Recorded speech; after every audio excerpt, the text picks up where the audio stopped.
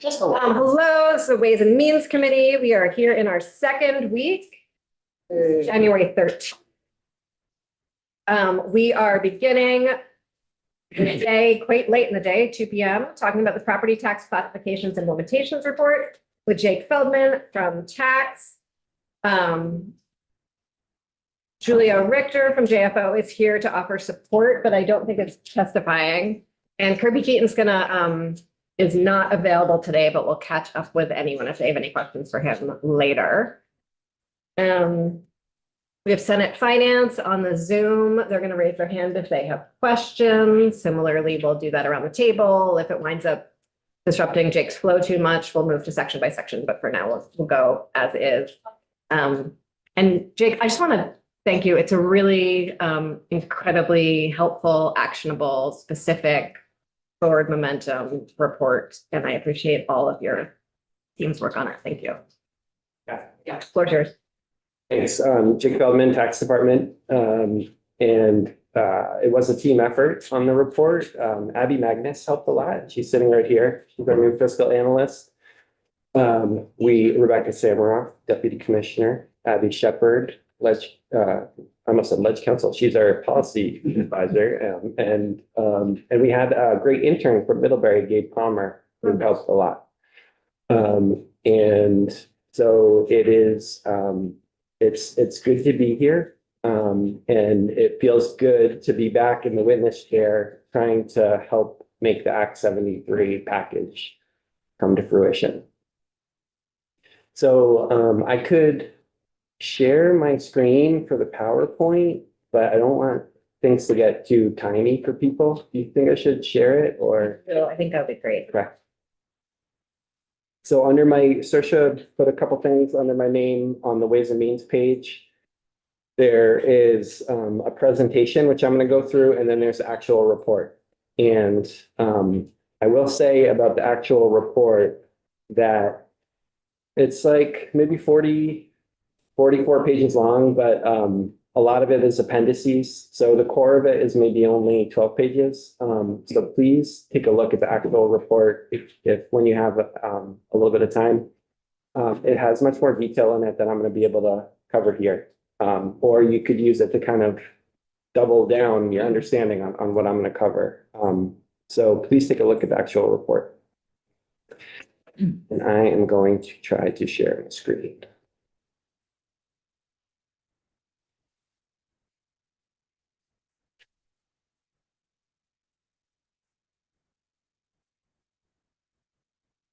Okay. Okay, great. So I guess the first thing is, and it's a little bit difficult for me to see on my own screen, but to kind of go over what changed in Act 73 regarding classifications. I think maybe Julia from JFO has already covered it. Maybe Kirby covered it. But just quickly, a new classification was introduced in Act 73. Vermont currently has two. We have homestead and non-homestead, and that's all we have. And Act 73 introduced a new one called non-homestead residential. So there was no change at all with homesteads. And non-homestead, non-residential, and that's a lot of nouns, but that one is kind of the catch-all. That would be anything that's not a homestead or not in this new group. So you'd think like open land, factories, storefronts, apartments, which we're going to talk about. Those would all fall in this non-homestead, non-residential class. And so the new one is non-homestead residential. And the definition is pretty lean in Act 73. It's just a parcel or portion of a parcel for which a homestead was not declared and that has a residential property as defined by the commission or by rule. So you could think of it as like second homes, basically.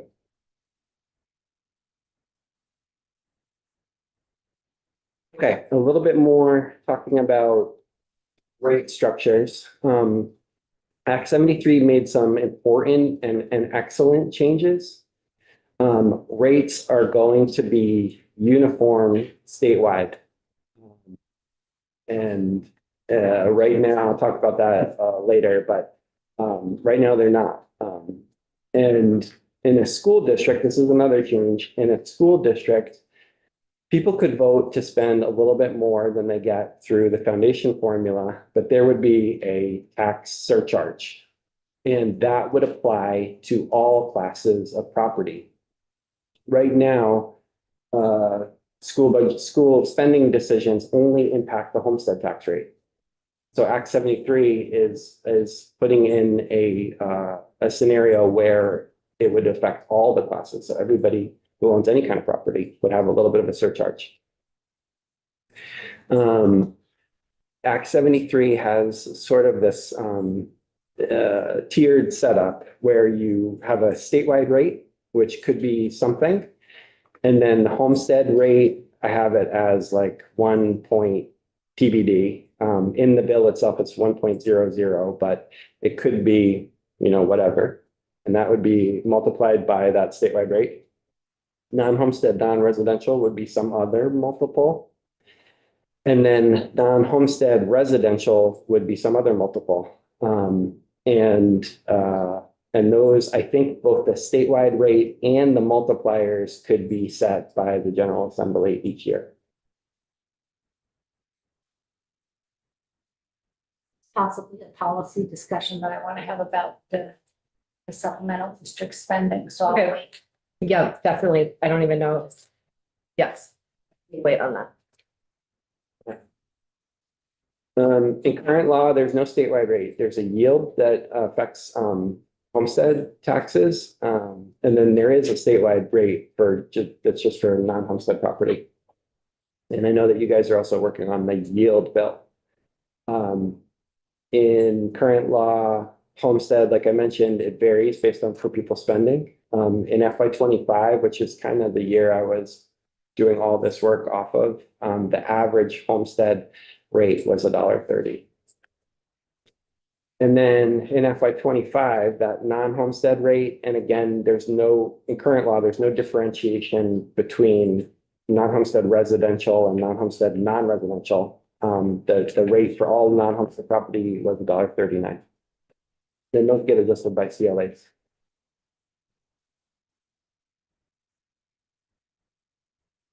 Okay, so I'm kind of going to skip to something that comes at the end of the report, but it's related to the prior slide. The statutory charge for the report asks the commissioner to offer a few possible multiplier sets that could raise enough money. And so to the best of our ability, we did. I will say that the exact tax base for non-homestead residential is not known. So there's a footnote in the report on how I estimated it, but a lot depends on policy decisions about what is included in there, what's not included. And I took a hack at it, but I don't know for sure how much of the non-homestead base would be called non-homestead residential. What I appreciated about this was less like the definite numbers and thinking that we're going to implement those definite numbers, and more that you made your thinking transparent about each of those scenarios. And so that sort of transparent thinking can be carried through to a time when we have clearer numbers. Okay, great. Yeah. Yeah, so I did try to describe the thinking and also the limitations.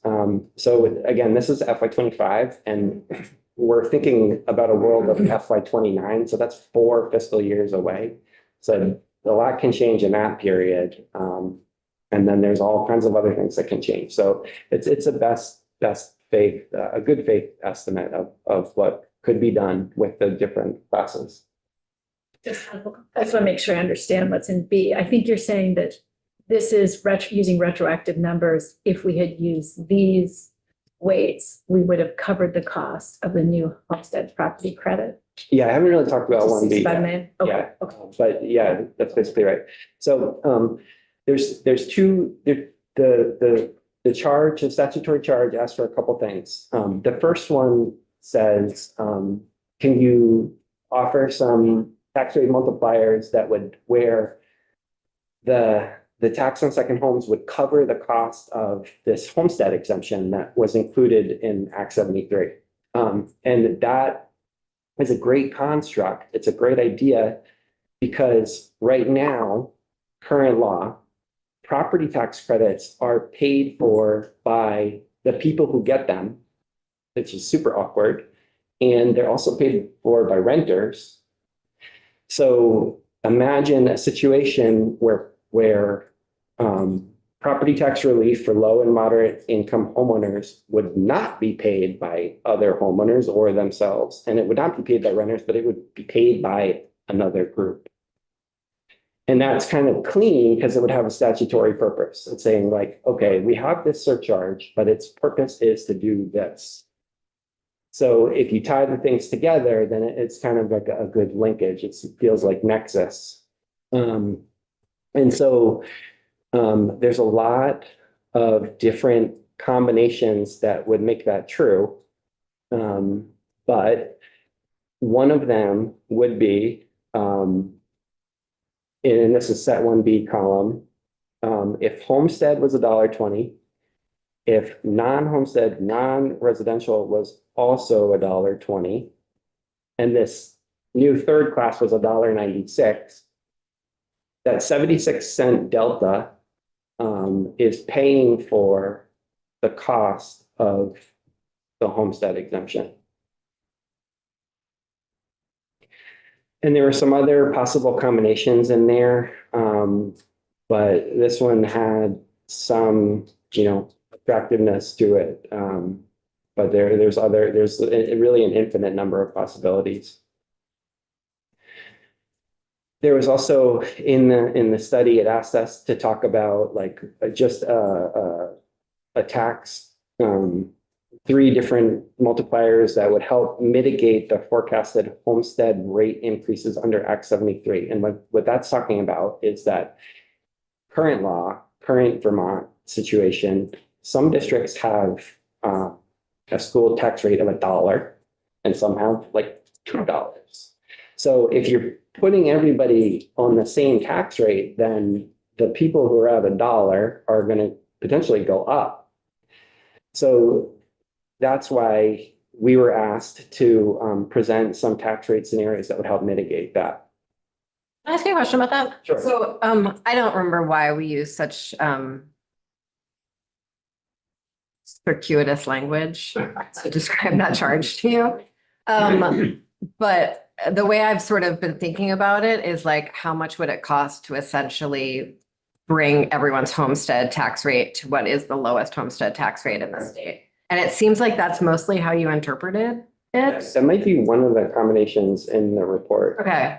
It's not quite how I interpreted it. Okay. So there's some good data in there. There's a histogram, like a distributional chart of what different tax rates are across the state. And you can see that kind of most of them are $1.20 or over. There are some that are $1.20. So if you could make the homestead rate $1.20, it's true that a few districts would see an increase. But what I said in the report is that to really understand what people pay in Vermont for homestead property taxes, you can't just look at the rate, because more than half of homeowners get income-based credit.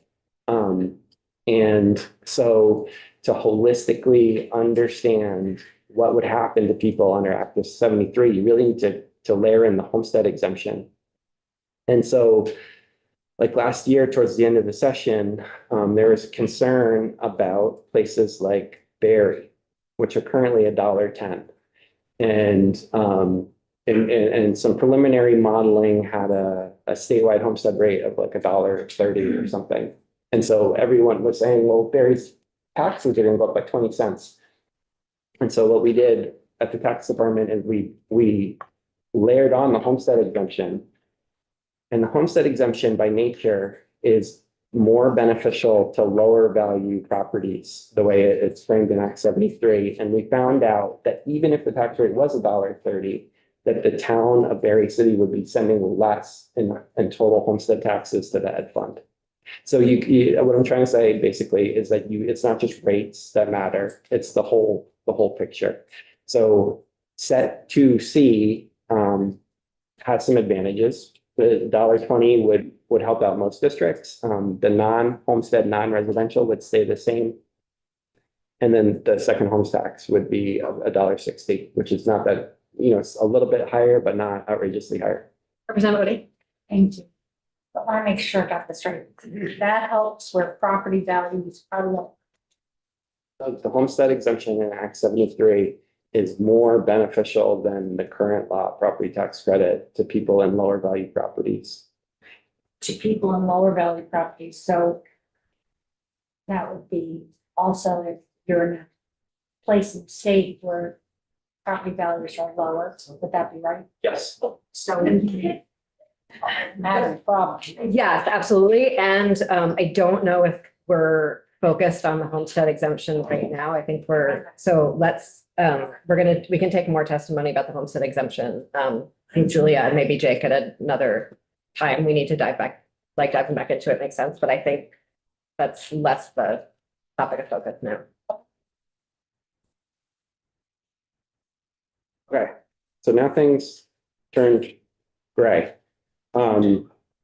Because, talking about contingencies. Isn't that metaphorically, or did you change your? I changed the background. Wow. Things get a little gray here for a while. And then we go to green. Green later too. Yeah, green is, yeah.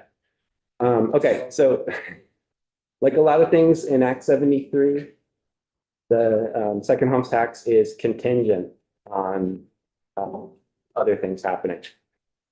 Doubly contingent, I believe. Doubly contingent, yep.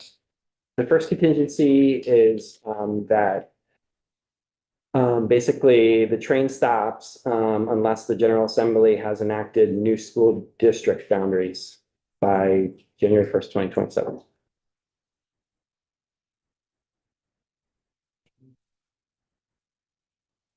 Representative Bodie? I can't remember now, but yeah, no. So it could be any district boundaries. It could be the smallest amount of change. It's a great question, and I think also not a great one for this moment, but that's a good thing to dive into with Ledge Council. Sorry to constantly Yeah, well, divert it's all of your questions. squared right on my piece of paper. I love that. So I'm going back, it's like, I'm a little slow. We know in the previous current weighting under 127, which is still rolling out for the next couple of years, we have some issues around the weighting that are lowering tax rates in certain communities that maybe shouldn't be lowered, quite being lowered.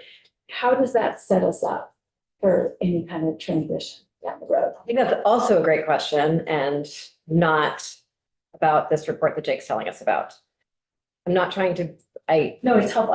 But I'm realizing Yes. the purpose is to address the transition. Yes. We're gonna have some inappropriate. there are many transitions that will need to happen simultaneously, yes. If you also have a set of boxes to write things in, that would be a good one to say for later. Representative I Bodie? just want to follow up on that, which is Yes. in this time between now and Act 173, Act 73 actually happening. It's happening right now. Yeah, Law. well, Okay, okay. yes. Part of it. I wonder whether we should consider fixing some of the things that exist now that should not be existing. Because Sure, but let's focus on questions for Jake. Jake, is that a question for Jake? no, Okay. making sure that that doesn't go off for our radar. Okay, Jake, floor is yours. Some more contingencies that kind of like right before FY 29 starts, there must be action taken on the new tax rate multiplier. So basically you'd have to set what you want them to be. These new school districts must be operating and educating all resident students, apparently.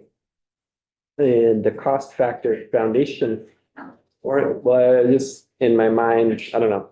No, I'm not a lawyer. Pretend you didn't say it, come on, it's fine. Let's just go with it. It could have been that I transcribed something wrong. I'm not really sure. But third one, the cost factor foundation formula report must be provided to the General Assembly. I think that's new weights, but not totally sure. But it's not enacting new weights, it's looking at the plus, it's looking at a report about weights. Okay. We don't have to enact, we just have to look at the report. Okay. So apologize for all the words on this page, but here is the charge. So we were asked to study the implementation of the new classifications and identify any further actions required by the tax department, by Vermont towns, and the General Assembly to make it happen on the timeline established by the act, which is by FY 29. So that's kind of a tight timeline.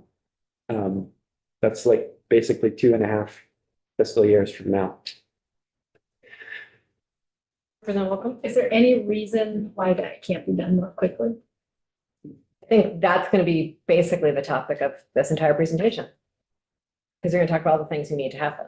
I'm going to talk about the kind of how challenging it is. And I think if you see a way to condense, you know, we could talk about it. But it's already quite tight. And so, yeah, you'll see. Yes, Representative Brennan. So I'm also a little slow here, so by successfully implement the new tax classification system. By that, you mean, going back up here 3 slides, what is now reading 1.20, 1.20, 1.90, you mean those figures, we decide what they are actually going to be, right? That's one of the contingencies. Yeah, you would need to do that before FY 29. What else do we need to do? Quite a few things. Okay, but. And that's going to be what the presentation is about. Okay. Yeah. Okay, so right now, all we've gone through is this set 1B. We know we have to do that. That's our work. And then, where are we? Right here. Okay.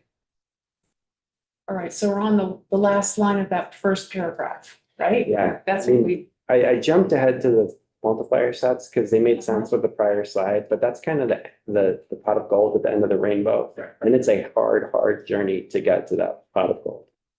So there's quite a few things, actions by the tax department, especially Vermont towns and the General Assembly that need to happen.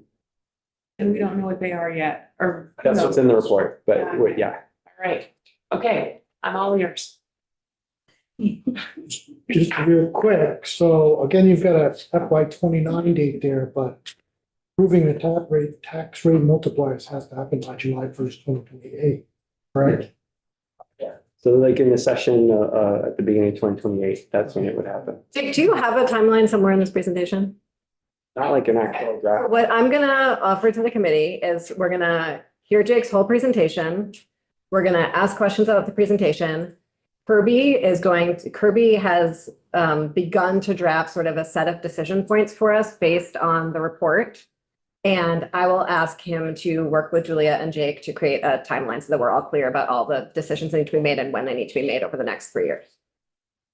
If I respectfully have that disconnected from the dependencies, because I think what we're interested in understanding is what the tax process. We can figure out both ways. It's fine, but if it keeps Absolutely. separated, Yes. some of the Mhm. implied dependencies. Yes. Okay. Yes. Curious, if we do what we have to do on 29, implementing the step 1B, is the Department of Taxes ready to proceed based on our action? Can they implement it? You'll see. We're going to talk about that. The real stress here is going to be on counts. I'm gonna give you a chance to Okay. give your presentation because I think you answer all these questions at some point in the report. Okay. Yeah.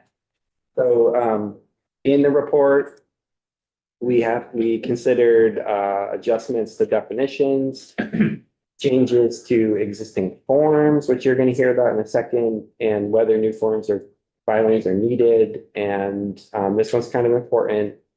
It asks us how the department could identify parcels with dwelling units that did not have an affiliated homestead declaration or landlord certificate on file. That last sentence suggests to us that it is the intention to not include long-term rentals in the new classification, so not tax them like second homes. It doesn't say that in the definition of non-homestead residential, but we're thinking that that is what you want. Okay, That was, because we started with all those categories and then we combined all of them into the non-homestead, non-residential. Yes. So I think that's a apt reading of legislative intent. thank you. A few assumptions. So like I just said, we're thinking that long-term rentals are intended to be excluded from that new class. This one's important. I need to explain it. We anticipate that seasonal properties will not be considered residential property. And here's why. In the way Vermont categorizes property right now for the grand list and the equalization study, there's separate categories for seasonal property and residential property. And it doesn't affect what people pay for taxes. But what I'm trying to say is that it's already organized in a way, for the most part, not perfectly, that seasonal property, like your kind of camp around a pond or a lake that's pulling water out of the lake to drink and they shut it down in October or whatever, that's in its own grouping. And in prior attempts at taxing second homes by the General Assembly, such as the surcharge that was enacted a couple of years ago, it says exclude property that's not fit for year-round habitation. So we think that A, it would be easier logistically, and B, it would be consistent with that surcharge that was passed. So that means like if somebody buys a camp and it's not subject to a surcharge, it's also not going to be subject to this new surcharge. You mean the transfer tax? So transfer tax, yeah. Just gonna say, Okay, in this, looking at some legislation that's up in, what about property that's not habitable? Because it's fallen into disrepair, that could fall under that. Right, that might actually end up in the commissioner's rules about what is fit for year-round habitation. But then there would need to be a way to kind of administer that derelict type property. Okay. and I just want to sort of highlight, this is of all the sort of questions that I've gotten about this thus far, this question of seasonal properties, camps not being included in this definition, I feel like is the place I'm getting the most questions. So I just want to pause and say it out loud a second time, that the idea is that camps and seasonal properties would be excluded from this definition. Okay, which makes a lot of people happy, but I want to point out that it's hard to know like what is seasonal versus not. And that's going to be a burden on the tax department to create those rules. And right now, I don't believe that it's totally consistent from town to town, and it doesn't really matter all that much. So Under current law, doesn't under current law, it doesn't matter that much. So if this is going to affect tax classification and the taxes that people actually pay, then it's going to have to get more formal. You're really going to have to say bright lines about like, where does your water come from? What's your heating source, et cetera. So that's going to be tricky, especially in smaller, more rural towns with maybe a lot of camps. They're going to have to make some judgment calls. Is it possible? Sorry. It's okay, go for it. Can you Speak a go, little louder. I'm sorry, there's a lot of noise out can there. you go from one, Can can you ask people to be quiet? you go from one category to another? Say seasonal, non-residential, non-homestead residential, and change it to or to homestead. Can you go back and forth? How difficult will that be for a person that may end up selling their residence that's seasonal now, but could be a homestead. Yeah, in Vermont, any kind of property could be a homestead. You could move into your camp and then maybe it's just got a wood stove and you could claim it as your homestead. Or I think the chair has a friend who has a aircraft. What is it, an air hangar that she is living in? I do. I thought you remember, you said that one time. Not a very good, not a very good friend, clearly. People make lots of life choices there. But anything to be a homestead. So to your question, yes, you can go back and forth. And so it's going to require a kind of an annual attestation. My ex grew up in an air hangar in Texas. Oh, That's a scenario that I brought up hypothetically one day. Yes. okay. Yep. Might have been, I might have just made it a useful hypothetical. That's what happened. For the purpose of the conversation, yeah. Brattleboro. Now everyone knows. Airport. I don't think that's ever at an airport now. Um, I'm sending us just as much on that path as everyone else has. Let's go back to you, Jake. Okay, so this one's a little bit technical. So right now, when you are doing your taxes in a couple months, take a look at the homestead declaration. You can report if you're using part of your property as a business use. Like if you have a building on your property that, I don't know, is you have a wood shop or something where you sell handmade bowls or whatever. You can say, hey, there's this building that has a commercial use and the listers will move that building value into non-homestead classification. Or you can even say like, hey, within my house, like 40% of it is an office or some sort of business, and that gets taxed as non-homestead. So what about, and this is going to come up later too, but does the owner of a second home have that same option? If they have a little shop on their property where somebody's making wood bowls and they say that, can they report that it's a commercial use? Or if they're using part of their house as an office, can they say that they are? So that's a policy choice ultimately. The policy choice that would shape the forms that you have to fill. Yes, it would shape the forms. Okay, so kind of putting everything together as a result of the assumptions and the law as it was passed, we anticipate that we will need, the tax department will need to create a new dwelling use attestation form that's going to replace the homestead declaration. You could call it whatever, homestead declaration and dwelling use, or you could just call it dwelling use attestation. And we also anticipate that anyone who owns between 1 and 4 dwelling units is going to need to file with us. I want to point out something here that's mentioned in the report. It's a little bit awkward in Vermont that you file this form with the tax department, and then the tax department communicates information back to the town to move things into the right classification.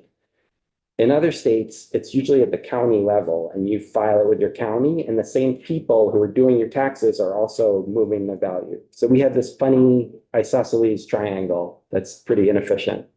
So we're layering on to that here, where we are going to have to process about 173,000 homesteads, but we're also going to need to process tens of thousands more other dwelling use attestations, and then all that data is going to have to get communicated back to towns.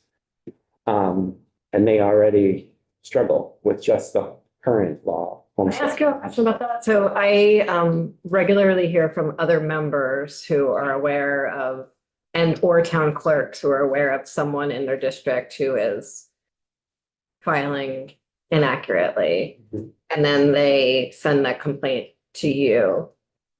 And then what happens? I don't know that much about it. Okay. Yeah, I know that that's really tricky. Yeah. I guess I'm asking because it seems like that's a thing that we're already grappling with every day. And so it would be helpful to know how we are currently grappling with it, because there are already incentives around filing in different ways in different communities. Yeah, Representative Holcomb regularly brings that one up. and so Thank you for saving me from bringing it up. It's a little bit awkward because like somebody, if they say they're going to be a homestead, it's like saying in the coming year, this is going to be my domicile. But you don't really know what is happening with a person until the end of the year. So, you know, if a town says, hey, that person's not a homestead, like they live in New York City, we can't. That's very hard facts for us to go dispute in the moment. Like maybe at the end of the year, if they don't file a residential tax return, maybe then we could say, why did you file as homestead? So that's a question for you that I have, and I think you had a question to Representative Black. I saw that. It seems to me that you're already grappling with residency and how much time people are spending in the state every day in the context of income taxes. And sort of your ability to match data. It seems like this could actually strengthen the income tax collection, and the income tax collection could strengthen this collection. But I don't know if your systems are sort of set up for that. And I don't know if that might be like deep in the compliance department and something that like, I'm happy for you to get back to me on it. I just. Yeah, I mean, I can comment on the parts of it that I can understand.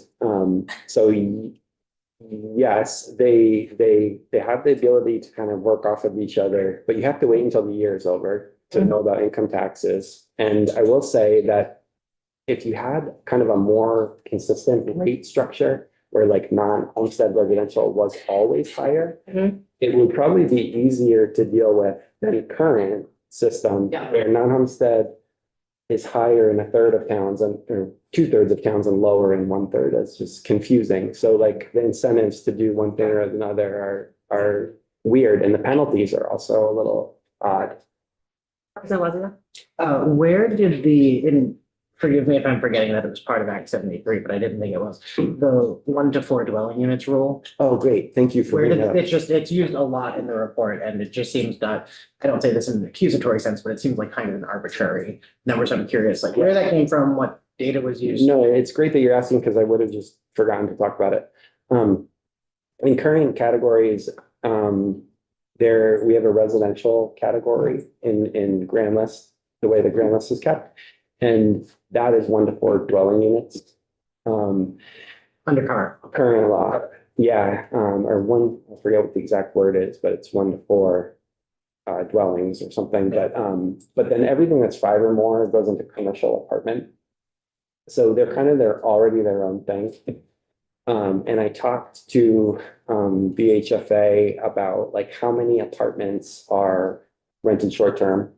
And it's a pretty small share of the total short-term rentals. It's maybe like 2,000 are apartments out of 16,000 total short-term rentals in the state.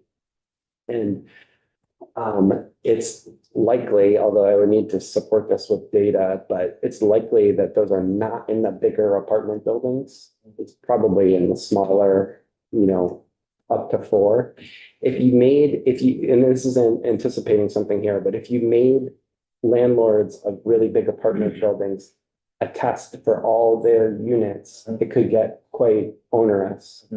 And I'm not sure the juices were to squeeze, at least now. And I'm just thinking about, in about a quarter mile from where I live, I'm in an 8-unit building. My neighbor is a 4-unit building, and then on the other side, the single family. And the only thing that's fundamentally different is the size of the house. They're all long-term rentals. Whereas in downtown Barrie, we have a building that's commercial on the first floor, and there are then 6 luxury Airbnbs, which that's another day. But so I'm just thinking that we might want to do some massaging of that 1 through 4 and dig into that a little bit more as we continue down this road. Okay, so definition of commercial properties is sort of a question to some degree. Yeah, and whether the 1 through 4 is the correct metric for what we're trying to do. And more classifications, but That is a subject for future, yes. So, and in this vein, since any of this will involve some reconfiguring and re-verification, is there any way to also at the same time cross-reference whether people are paying income tax here, whether they've filed for homestead exemption, and whether they're claiming a tuition voucher? It seems like a separate project. I mean, you could do that now, right? And Now we just drive by their house and see if it's plowed. Right. Yeah, I'm not sure. Okay, so now we are talking about implementation steps, that I guess Kirby is gonna kind of, lay out for you guys in a better way, but, In a better way, it'll just be the third time we're here and it will help us make decisions. okay. So to get this all ready by FY 29, there are some things that would need to happen like this session.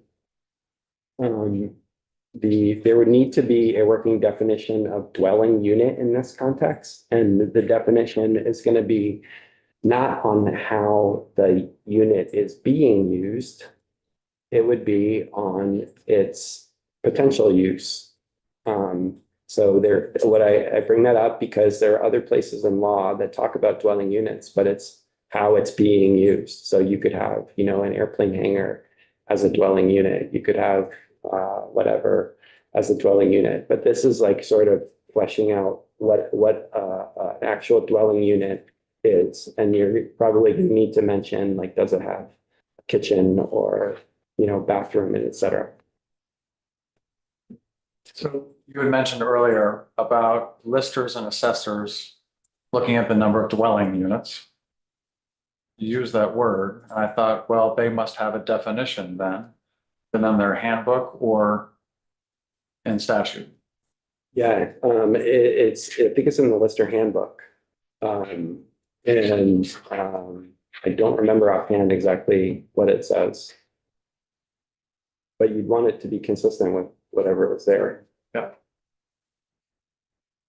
The actual definition of non-homestead residential is going to need some refinement. It's going to need to talk about excluding long-term rentals, excluding other things you want to exclude, like what about mobile homes? Can those be non-homestead residential? Can farm worker housing be non-homestead residential? There's going to need to be some more effort there. There's also things that are going to come up in this presentation that are going to have to be addressed in that definition. And then there's going to be need to be some thought about what qualifies as long-term rental. So And a lot of this is defined in other places in law. It needs to be defined for this context. Yes. I was just thinking about long-term an investment property that is rented to people on a long-term basis with a lease underlying at 30 days, whatever we use for a different definition, that would fall into non-homestead residential because the owner is not necessarily occupying it. No, that would be non-homestead, non-residential. Yes. And then someone who has an apartment in there or a unit that is a short-term rental, is that at that point non-homestead? Residential, i.e. second home. Unless they've decided to have their B&B business be like a commercial hospitality business, which some inns do, for instance. And then it's a commercial property, maybe. I think that's something we need to figure out in the rules, right? Right. Yeah. Yeah, how do you treat short-term rental? Okay, getting step two. Hand up. Oh, thank you.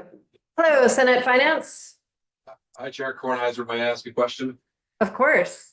So Jay, thank you. Great presentation. And I hope this is on point for what you're describing. Have you contemplated, and I have skimmed your report, but have you contemplated the process for when a house is atrophied and not livable because it's going through a major renovation and flipping process? Would that process be as simple as just not declaring or declaring that it is currently unlivable? Or is that in the report as well? And it would also involve not necessarily appraiser, but some boots on the ground coming out and looking at the properties if they were to be declared as unlivable. Is that in the report, or would you have any comments on that contemplated possible process for our constituents? Yeah, that's not in the report. That's gonna be a tricky area. I know Montana is planning to give people up to 5 months for renovations, and that's it. Much. Right. So yeah, the question about, what if a, apartment is being remodeled, substantially remodeled, and it takes a while, which stuff does in Vermont, like, can, during that period, is it a second, is it a non-homestead residential, or what is it? That's something that's gonna have to be figured out. Thank you. It could be a situation where, like, the commissioner's rules around what's fit maybe gets to that. But it's gonna be an administrative complexity, I think. Okay, the next step of implementation is that suppose the first things happen, and suppose the first contingency is met around school districts. Then property valuation and review can develop guidance and assist municipalities on identifying dwelling units. That's where I think the commissioner's rules might come into play, and the definitions created by the General Assembly. This one's in bold because it's so big. It's football season. This one is a bit of a Hail Mary. So towns are going to need to identify all the dwelling units that meet the statutory definition, including their square footage and identifiers, so that we can communicate about them. What are they called? Are they called above the garage? Are they called apartment 1? Are they called second floor? Otherwise, there's no way to talk about, what apartment, what's happening in which apartment. We have a system that was developed in Act 60 for each parcel called a school property account number. It's a unique identifier. There's nothing for apartments. Tim Turway at BCGI, one of the smartest people I know in state government, took a look at a couple CAMA systems to see if he could find the dwelling units, and I think it was Barry, struck out. So this is like really quite a project. There's going to be really difficult cases, and it would need to happen on this short timeline to get everything ready for FY29. And how does this line up with the landlord certificate, your favorite law forms? How does it line up with the landlord certificate? The landlord certificate could maybe be helpful. The tax department, like the tax department gets landlord certificates really just to administer the renter credit. Mhm. It's not a perfect accounting of all the apartments in any town. And so it also small rural towns with a lot of camps are going to need to do some work here, saying this camp meets the definition and this one doesn't. We have so many places in state government, in taxes even, where self-attestation is just trusted until proven otherwise. Why not roll with that here? What do you mean? Who would be attesting to what? That folks who own properties would be attesting to their own property. Do you mean how many dwelling units there are? Sure. I think that would have to be part of it. I think a town would say like, hey, we think that, based on our records, you have 2 dwelling units. Here's what a dwelling unit is. Can you confirm? That might have to be part of it. I mean, I say I have one dependent and no one's going around like coming over to see how many dependents are in my household. And so why would the municipality lead on the count of dwelling unit? I understand that my child and a dwelling unit are 2 dwelling unit things, but why would the department or the town need to lead on the number of dwelling units rather than having the owner of the dwelling units lead on? How could you, who's asking them and why would they respond? Like, is there like a mandate that every owner is going to report back to their town how many dwelling units there are? If it was part of like the new homestead, non-homestead declaration form, for instance. I'm just trying to like figure out where the right burden of proof should sit. Yeah, I mean, I think the town is the one who administers property taxes, and they would be the closest to knowing if there is a dwelling unit on a property. And a lot of them, like my house is gonna be easy, you know, it's a single family home. But so I'm imagining that like they might look through their records and say like, here are cases where we're not sure and we need to mail a letter. That could be part of this. Representative Kimball, and then the Senate Finance Committee, I think, has a hand. My question is more about other databases. So a 911 database would have the dwelling unit, I believe apartment 1, apartment 2. So that data already exists somewhere. The 911 data is imperfect. And it's possible that it could be used. But I was talking to the person who administers that and who's in our housing data council, and they say that it doesn't know of all the dwelling units. It could help support it though. Senate Finance Committee? Don't see any questions. Oh, okay, your hand is up. Oh, And Old legacy hand. And Jake, the floor is yours again. Oh, sorry, it's not. Sorry, no, it's not. Also, like, would it be nice to have that level of information, apartment 1, et cetera, yes, but I don't understand why they can't just be referred to, like, to identify that you have 4 dwelling units. For record keeping, call them dwelling units 1 through 4. Mhm. Like, why is that extra level of information necessary? Like, I understand that it would be nice to have, and let's be clear, all of this data isn't perfect. Right. And we can't let that stop us from making progress, but I don't understand why it's No, necessary. that's the perfect question. Thank you. And yeah. All your questions praised today. wow. Truly, I don't just flatter. Yeah, no one thinks you flatter Jake. It's fine. So the reason you need to know that is because the owner is going to be, suppose you have 4 units in a building and 2 of them are going to be rented short-term and 2 long-term. The owner's going to fill out this new dwelling use attestation. And they're going to need to say like, well, which dwelling is which, right? So they might say, oh, like, apartments 1A and 1B are the ones that are short-term and 2A and 2B are long-term. And then that is information that will go back to the town who's sitting on the data needed to put the value in the right classification. But if the owner just said, I have 4 and 2 are short-term and 2 are long-term, that wouldn't be enough for the town to administer the tax.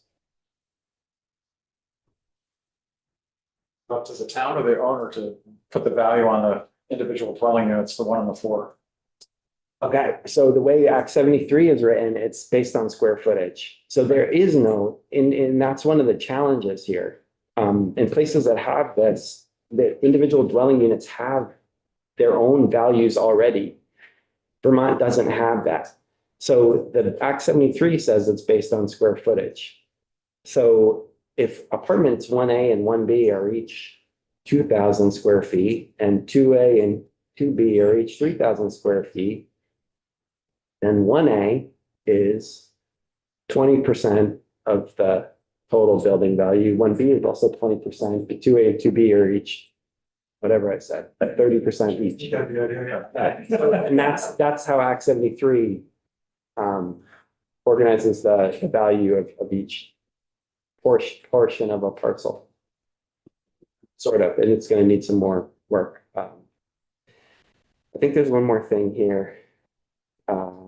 So then, It's just like we can change that square footage thing if it turns out that it doesn't work, right? yeah, no, absolutely. I mean, For each of these problems that you're coming up with, are you going to be suggesting language or solutions? yeah, we will always be engaged and trying to help. We did provide some refinements to we provided the definition of dwelling unit in the report and some refinements to the non-homestead residential definition. But yeah, we're always helping out. So in the 2027 grand list that comes to PVR, then municipalities could tell us about the dwelling units. Okay, one more. There's actually 8 steps in the report, but I'm only doing the first 3. Then we can look at some pictures of properties. Okay, so we would need a requirement to be passed that owners of parcels with between 1 and 4 dwelling units have to annually attest to the use of each dwelling unit. There needs to be some penalties in place for fraudulent attestations. Those are not in Act 73. And this is all stuff that could happen next year. And then we need to know what to do about appeals. Like, what if people think that, hey, that way you did the square footage thing did not make any sense? That can they appeal that? Can they appeal the use? Like, Mike, that's not said residential. Can they, what are their rights there?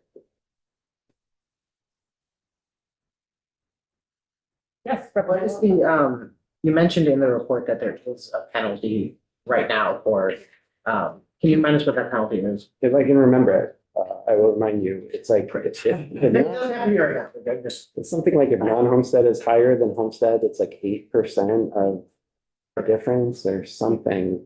And then if non-homestead is lower, but you declared a homestead, I don't know, I give up, something like that. Finance.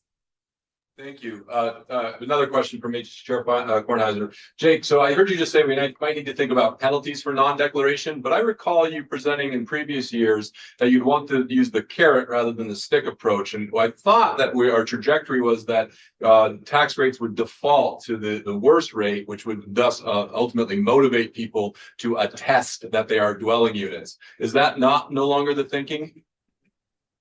That is the thinking. If there's a dwelling unit that's fit for year-round habitation, it defaults to the non-homestead residential. And for it to be in other classes, somebody would have to say, that's my homestead or that's a long-term apartment. So the default is the worst one. What I'm talking about penalties, Senator, is suppose at the beginning of the year, somebody says, I've got these apartments, I'm going to rent them long-term, but they don't. What's the penalty in that case? If I may, is there a penalty now if somebody declares a homestead and it isn't? Do we have enforcement and penalties already structured around that, our current tax mechanism? Yes, but it's a little bit complicated. So Thank you. in the new rate environment, you'd want to take a look at that. Okay, thanks. Is there, I understand that the transition would be complicated if we did this, but we tax income retroactively. Couldn't we tax property retroactively? It would create a pretty big lag. There already is a lag. Yeah. Because the calendar year is different than the fiscal year. So much so, yes. So if you're saying this is my homestead in 2026, then that's a calendar year. But the fiscal year doesn't start till July. So there's already a lag, if you think about it. And to say, was it your homestead in the prior year? And if it was, then in the coming July, you get the homestead, then that's even more of a mismatch. So I think that the rental, when you're talking about apartments and homesteads, it should all be on the same basis, same calendar year as each other, and it should align with the fiscal year as much as possible. I'm curious about why, but let's talk about it another time, and I'm gonna let you keep on going with your. Well, like imagine, I mean, I know there are jurisdictions that do it on more of a lag, but it's like, it's sort of it's complicated because it's like, well, it was my homestead last year and I get that rate starting in July. Does that open a potential for gaming, like where you're saying like, I don't know. I mean, Let's talk about it another time. right. So now we switch to green. New world. I guess in early 2028, so towns will have records of all the dwelling units, including their square footage and any identifiers like calling them apartment 1A or whatever. And property owners with between 1 and 4 dwelling units will have been made aware through a letter that's coming either from the tax department or the town that they need to file this dwelling use attestation form each year. When get a new name. And if you're becoming a landlord, like if you're a landlord in progress, you would file the landlord in progress attestation, which goes with it. So it would be Dua Lipa. That's how I listened to him my whole ride here this morning. So thank you, Jake. You're not gonna pause and give Jake credit for his terrible. Yeah. Or whatever that was. I don't know if it's a fun acronym creation.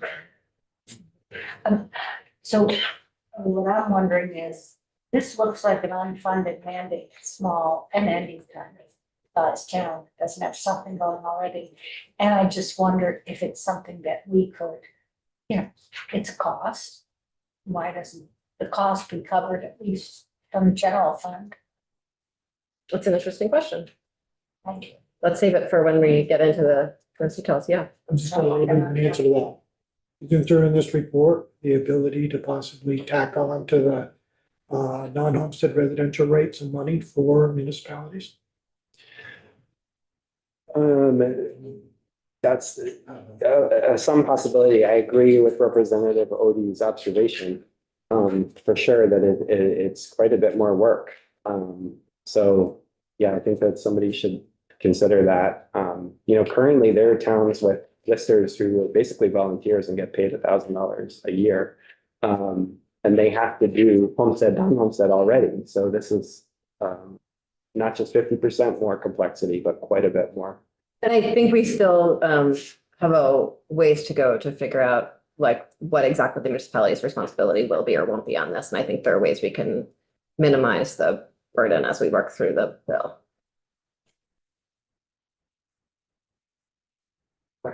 So we're in the green world. So we are going to talk about some properties. We'll start off easy. This is just a single family home and single family home dwelling unit. If the owner attests to that it's their homestead on the dwelling use attestation, it's a homestead. And then otherwise, to Senator Chitten's point, it's just non-homestead residential. Really cute. So that's an easy case. And what is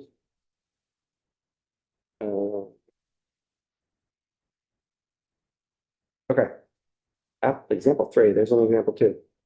Oh, single family dwelling, same house, but rented out. If the owner attests that the house will be rented on a long-term basis on the dwelling use attestation, then it would be taxed at that non-homestead, non-residential rate. Otherwise, like suppose it's rented out short-term, like an Airbnb, it would be taxed at the non-homestead residential rate.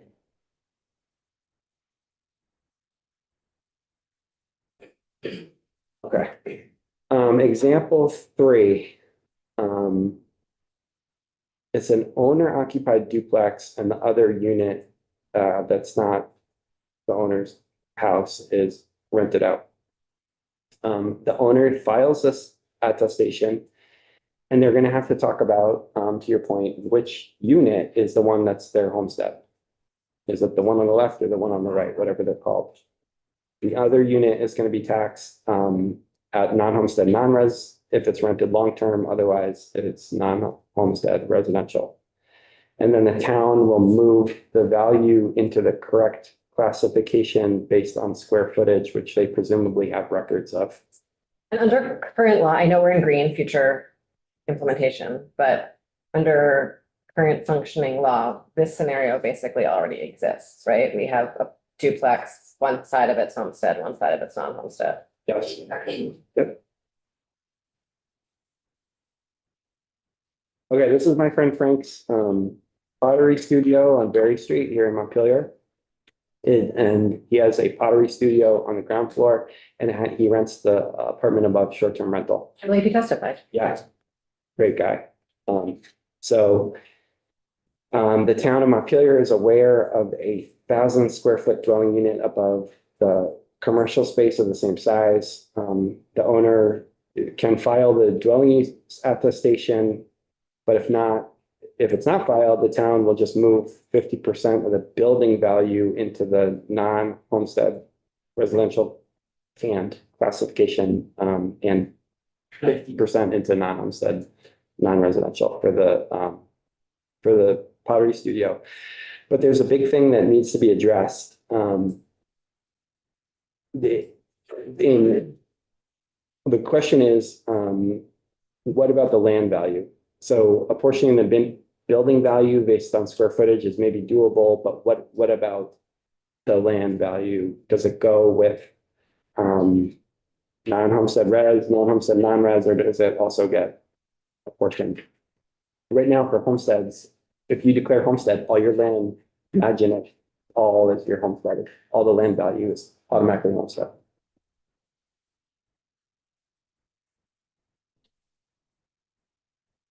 Okay, here we have kind of your classic second home, but it's got an equestrian center. The second home is 5,000 square feet and the horse barn is 10,000 square feet. There are year-round riding lessons happening there. Somebody is, operating it year-round. The owner files a attestation and reports that that building has a commercial purpose. So the town moves the barn value into the commercial, non-homestead, non-residential class, and the house gets taxed as non-homestead res. We have that same question about what to do with the land value. Let's put it in current use just to make your slide more fun. But a tricky one here is like, well, imagine if you apportion it based on square footage. The horse barn is 10,000, it's twice as big as the house. So does two parts out of three of the land get taxed as commercial? Or do you do it based on like finished square feet and the horses barn, are not living in a finished zone? I have no idea. There's also a question with Chip. Yes. I'm not sure this question is appropriate right now, but are the properties like this eligible for current use? Yeah.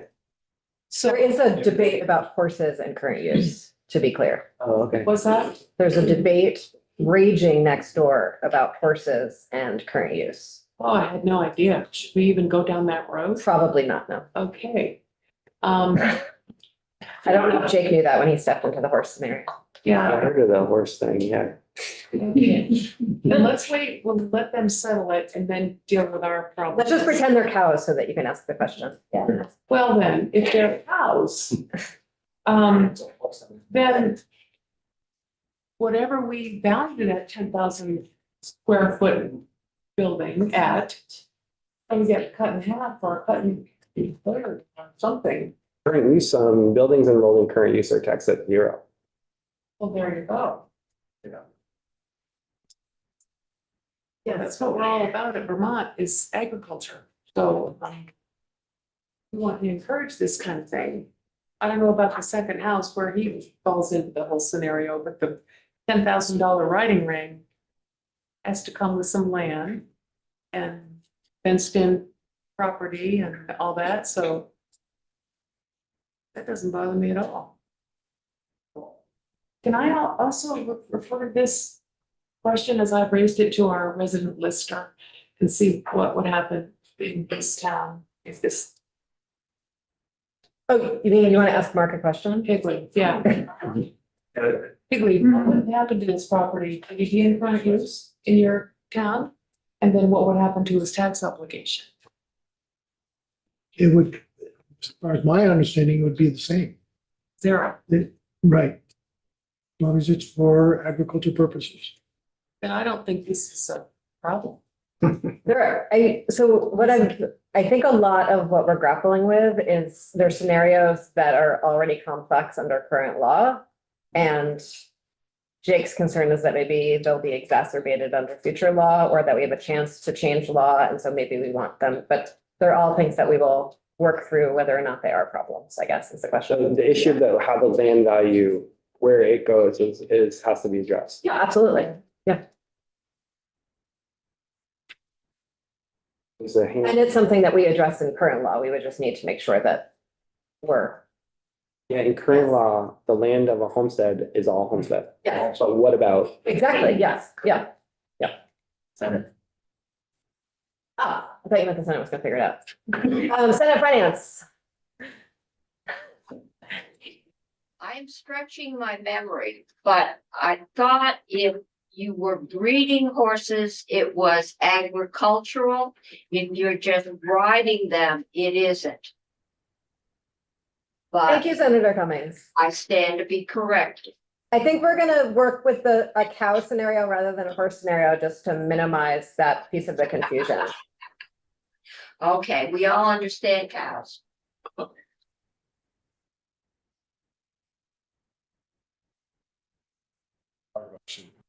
and this is,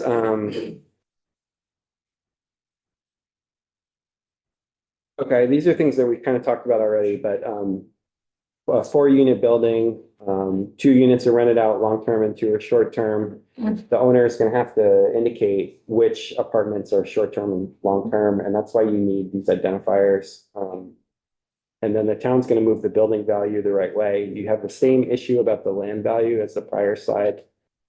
And, then what if the owner doesn't like these unit values that they see on their tax bill, like, you know, what if the owner thinks that the things that are in short term are not worth nearly as much as what the square footage calculation produced? Okay, this is also something that is going to need to be addressed. Somebody lives in a ski house a few months, or they come to it a few months of the winter and a couple months in the summer. And when they are here, they have an office that they use for remote work. Can they get that portion of the property moved into the non-homestead, non-res, which is what homesteads do? Homesteads would report like if a part of their house was used as an office, so more than 25%. So one piece that I find exciting in that complex question is that it's very possible that a lot of folks who are supposed to be declaring income in the state when they're working remotely, essentially on extended vacations, are not reporting that income into the state. And this actually creates an opportunity for us to do better data matching to get that income reported. Yeah, they would potentially, like, assuming that the non-homestead res rate is higher than the non-homestead non-res rate, and this owner wants to get a little bit of a lower rate on that part of their property, then they would report it. And then, yeah, to the chair's point, then on the tail end, we could say, hey, you told us that part of your building was going to be used as an office. So does that mean you have income here? I think there is that potential.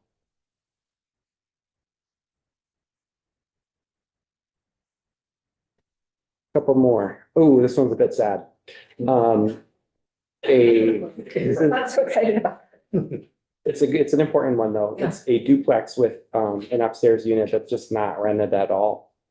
An elderly couple lives downstairs and they don't want to be landlords. Their kids occasionally come to visit and they stay in the upstairs unit. And in this new classification, that upstairs unit will be taxed as non-homestead residential because it's not rented long-term.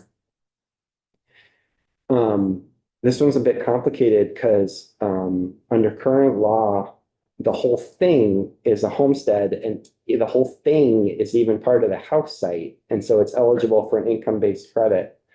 But in the new world, you know, really the upstairs unit, it's a zone dwelling unit. It shouldn't be part of a homestead. And would policymakers let a homestead claim multiple dwelling units in their home as homestead, even if one of them is totally vacant? I don't know.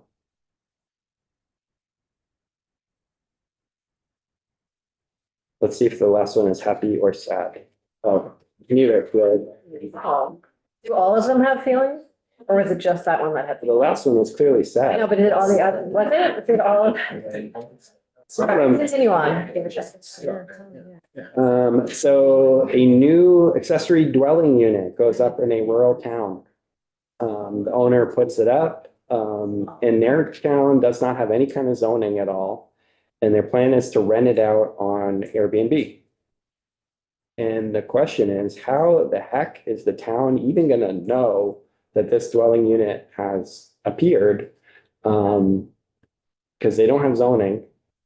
Or conversely, like how would a town know really if the dwelling unit ceases to exist because it's burned down or something really bad has happened? I don't know.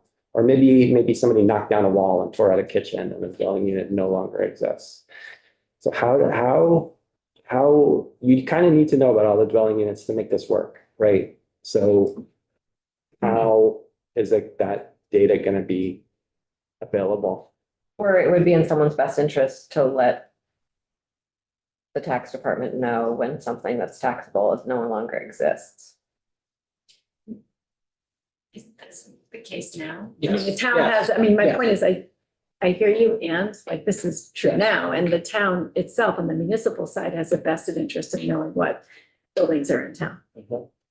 Yeah, It's Um, not like this isn't already the case. I think, I mean, in a way it could play out. Like imagine, you have somebody's property in an attached apartment and they do knock down a wall and tear out a kitchen. So they wipe this other dwelling unit off. And they don't file the dwelling use, or they file their homestead, but they don't say anything about this other dwelling unit. And the town, all of a sudden, like starts taxing it, or, it shows up as non-homestead residential, then the person's gonna complain. So maybe that's how that gets addressed, but how does this get addressed where you're in a rural town with no zoning and somebody puts up an ADU? Like you need a mechanism where new dwelling units are reported. I'm not proposing this is the right way to do it, but even a separate dwelling unit would have to file for a wastewater discharge permit, right? I'm not sure, that's not my, No, or unless it's porta potty in the woods, so no. I think there's also the question of a new dwelling unit would change the value of the property, and the municipality would need to be aware of it regardless, because it would change the value of the property. Whether a town has zoning or not, though I was surprised to hear how many of your towns, Representative Higley, have zoning. Well, that's kind of my question, I guess, Jake, is, you talk about this new dwelling definition that we're gonna come up with, right? So let's say there's a substantial number of buildings that don't meet that definition, but they still live there year round. Are they gonna be taxed under the non-homestead residential rate? no, they would be, if are they apartments or Just a single family? that you can unit? declare that as a homestead. You could, if you were living on an insulated camp with a wood stove, you can make that your homestead. There's no law against that. Okay, so that would be taxed at the homestead rate. Mhm. Okay. But what about units that are no longer fit for habitation? How is that determined? Right, so that's what we were sort of just talking about. It's like, if something has happened to a dwelling unit, then there need to be a way for the person to let their taxing authority know that So it's not viable. 3 different people have asked that same question about not fit for habitation. I think there are bills that have been introduced in various ways to create a new fine structure for buildings that are not fit for habitation, and there have been what's the word's gone from my head, but for that kind of property. And so I think dilapidated or whatever it is. And so I think it would be helpful for us to have like a totally separate committee conversation about that, because there's also a question of like, fines aren't really our jurisdiction. Is it like, should it be a tax? Should it be a fine that municipalities can levy? Should we set guidelines for it? Some of it's outside of our jurisdiction, but it's a question that keeps on coming up. Well, it definitely is important because Yeah, I've totally. had 7 homes. The people who live here between my place and the Edentown line that don't have power. Some of them don't have water. I don't know what they have for a septic. Yeah, totally. Yeah. So again, it's that definition is pretty concerning to me. And I think what I heard from Jake in this context thus far, it's that if someone is living in it full time, it's a homestead and it doesn't like people get to declare whatever they want to be a homestead if they live in it. It doesn't matter whether it's a airplane hangar or a tent. It's,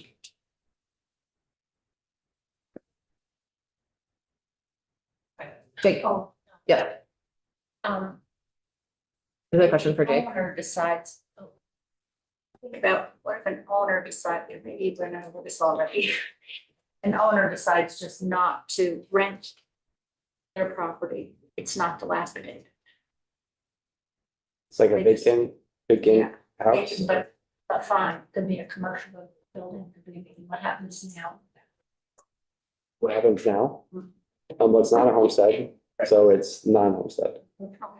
Then what happens if it's a homestead and it's just not? Well, that's kind of like the old, I don't know, I'm confusing myself. Well, imagine just a house, that could be lived in full time and it's just totally empty. In this construct, it would be taxed as non-homestead residential. Yeah. All right. Okay. Okay. What if a corporation owns a home, a large home? Would it be under non-homestead residential? And what do they do with it? Well, let's say they let their employees use it. Okay, so employee housing is a tricky one that someone will need to think about. Because, imagine you have a farm. I worked on a farm like this in Walden, but you had a farm and another older farmhouse and your employees didn't pay rent, but they lived in that other farmhouse. Is there an exception for employee housing on farms so that other house doesn't get taxed as a second home? So that, that would need to be thought through. And it could be a ski chalet or a ski company that has. Right, yes, there's an example of that in Waitsfield, I think. Hospitals for nurses. Yeah. So let's flag that as something that we're gonna need to solve this year. It could also work the other way. It would be in some people's financial interest right now to set up a limited liability corporation and rent their house back from the limited liability corporation, and this would address that problem as well. It goes both ways.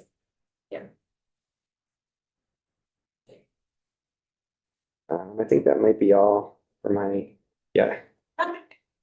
the whole thing. Look, there are all the senators, much larger on the screen.